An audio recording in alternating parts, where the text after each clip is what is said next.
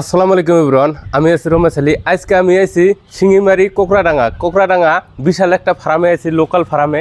বন্ধুরা দেখেন, লোকাল মুরগি পালতাইছে এইভাবে আবদ্ধ অবস্থায় পাললে একটা সুবিধা, মানে অধিক পরিমাণ মুরগি পালা যায়। এইটাই দেখেন, এত সুন্দর করে ঘর বানাইছে। আদর্শ যদি ফার্ম করতে চান, এটা এইভাবে ঘর বানাতে হয়। বন্ধুরা আপনারা দেখেন কি সুন্দর করে পালতাইছে। এইভাবে যদি পালতে হয়, আপনি কয়লার হোক, সোনালি হোক, ব্রয়লার হোক, যে কোনো মুরগি পাললেই এরকম ঘর রাখাটা বিরাট গুরুত্বপূর্ণ।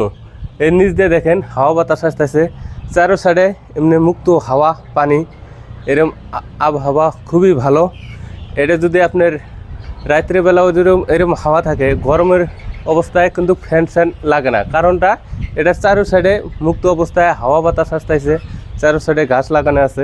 বন্ধুরা দেখেন কত বিশাল আকারে মুরগিগুলো ফালতাইছে। নিচে যদি লিডারের ব্যবস্থা থাকে, এটা বালো মেডি দিছে।